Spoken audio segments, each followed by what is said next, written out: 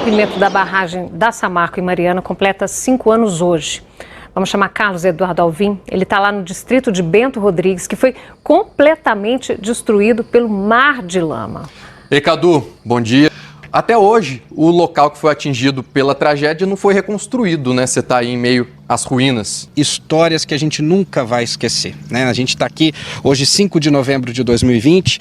A tragédia foi no dia 5 de novembro de 2015, também numa quinta-feira. E a gente está aqui no meio desse cenário de destruição. O distrito virou um distrito fantasma. Eu estou exatamente aqui na estrutura onde funcionava a Escola Municipal de Bento Rodrigues e a gente está falando aí de uma tragédia que deixou 19 mortos, histórias que foram destruídas, as pessoas que viviam aqui, uma comunidade muito unida, de cerca de 600 pessoas, das 200 casas que existiam aqui, só 22 ficaram de pé, não foram atingidas.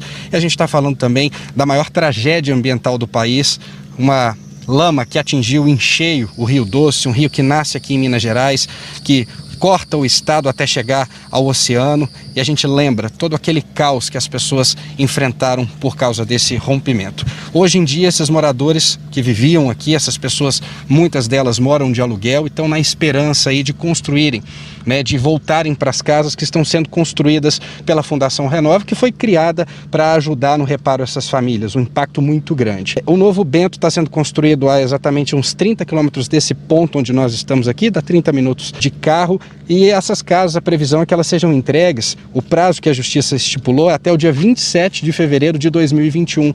Só que essas obras estão bem atrasadas. As nossas equipes estiveram lá, 2 casas estão prontas, muitas casas ainda precisam ser construídas e eles convivem então com essa esperança para retomar a vida agora num local fixo e também com a impunidade. A gente está falando aí de 5 anos, até o momento ninguém foi preso, uma história que a gente acompanha de perto desde 2015 e aí a gente preparou agora a reportagem que conta um pouquinho sobre essa angústia, essa esperança e a cobrança por justiça, como eu disse, de uma história que a gente nunca vai esquecer. Dia 31 de outubro, minha esposa tinha feito uma galinha no fogão a lenha e essas crianças estavam lá. E de repente uma das crianças sentou em cima da mesa, apontou para o lado da barragem, fez assim, já era noite, ela fez assim e perguntou o que era aquilo. Minha esposa olhou, não viu nada, só o quintal. E minha esposa falou assim, aquilo é o bicho-papão. Ele falou, não, mas é lá em cima, na montanha.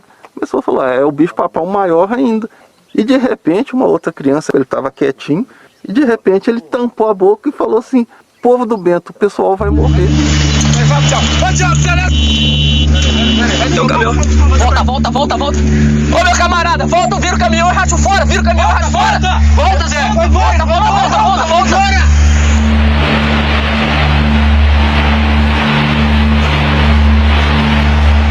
Há exatos 5 anos, numa quinta-feira, os moradores aqui do distrito de Bento Rodrigues, em Mariana, viviam uma rotina normalmente.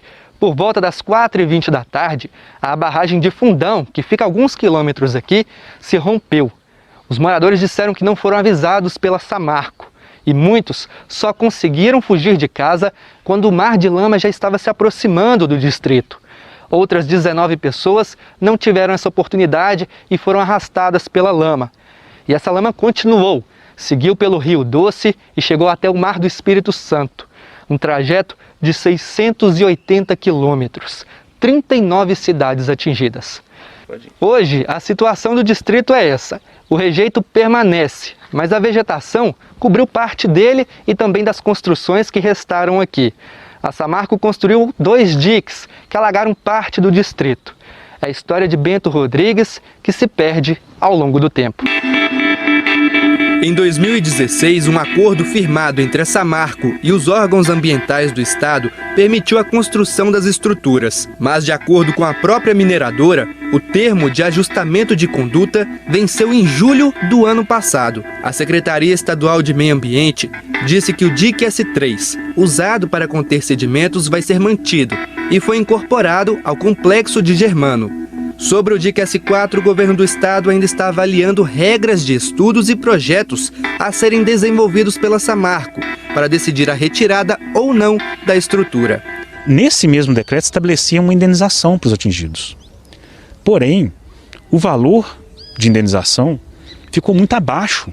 E mais, estabeleceu que só iriam pagar até 2019, ou seja, eles estão ocupando lá de forma irregular e sem pagar nada.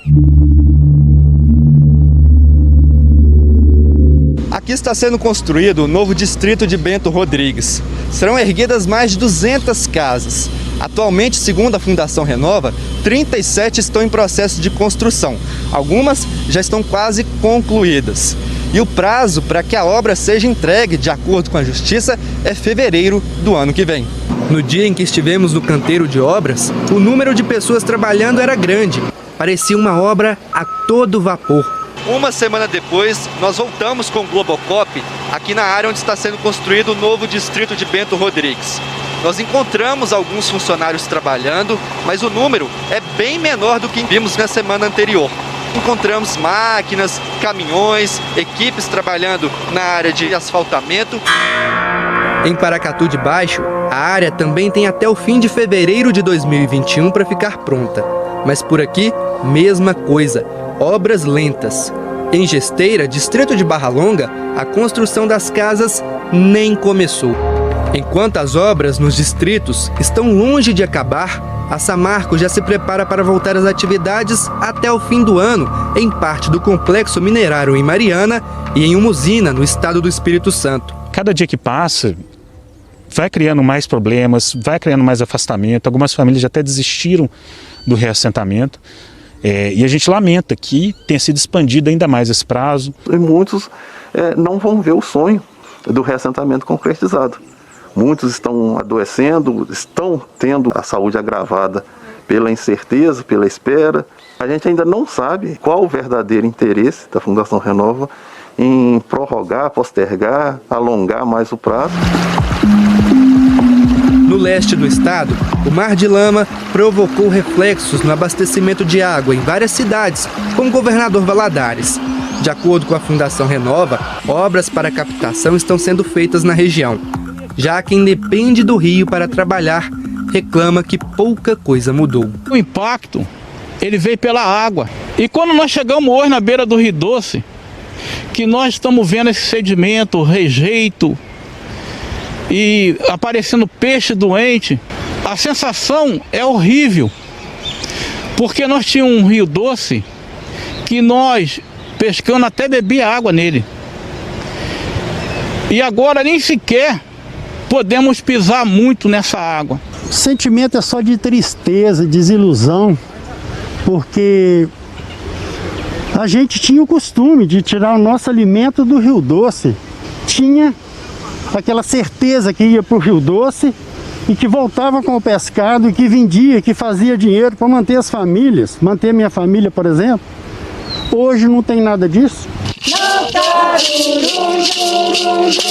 É assim que os índios Krenak se reúnem para manter viva a história de um povo. Depois que a lama de rejeitos poluiu o Rio Doce, parte dessa história dos indígenas em resplendor foi perdida. E na beira do rio, que eles chamam de Uatu, o sentimento é de tristeza. Eu cresci na beira desse rio, né? Tudo que hoje eu sou, né, eu vivo, foi por causa do rio. Né? O rio faz parte da minha vida.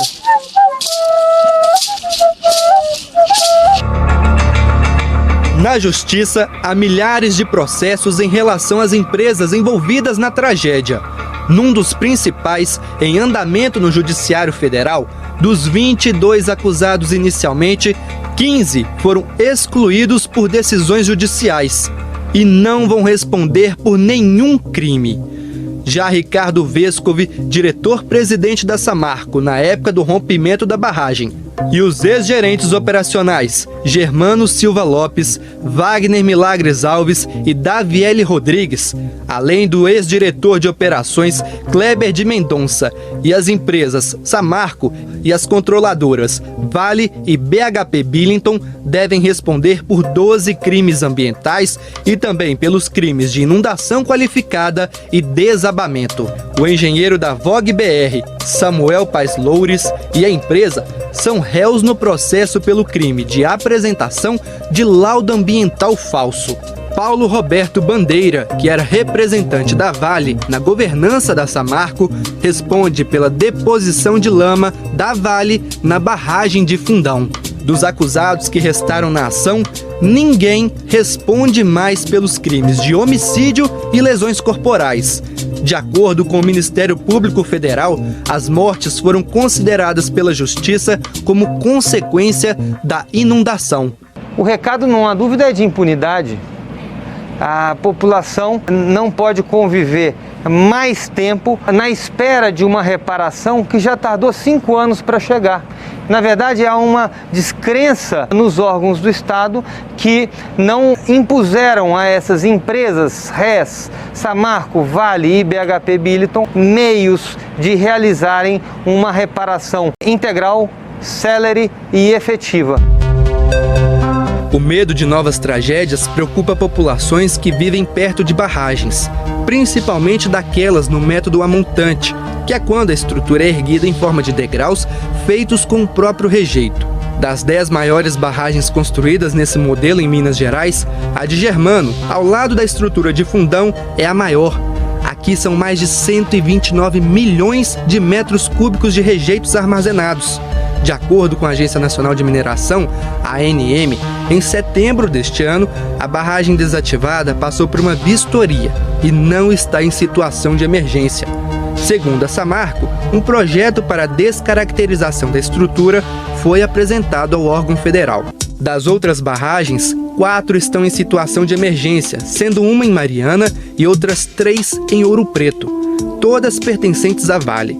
No estado, 42 estruturas estão proibidas de operar, já que as empresas não entregaram as declarações de estabilidade. Existe uma falha crônica na fiscalização. O modelo concebido do automonitoramento pelas empresas não funciona, ele tem uma série de lacunas e os órgãos fiscalizadores, seja no nível estadual, seja no nível federal, não têm capacidade institucional de efetivamente monitorar e garantir a segurança dessas barragens. Novas barragens vão romper no futuro? Vão. Depende, infelizmente, da nossa sorte e não da ANM, que isso não atinja uma grande população. E depois de 5 anos, os atingidos ainda precisam lidar com um futuro de incertezas. Se fala que o Rio Doce vai voltar, que tem não sei quantos projetos para poder estar limpando o Rio Doce.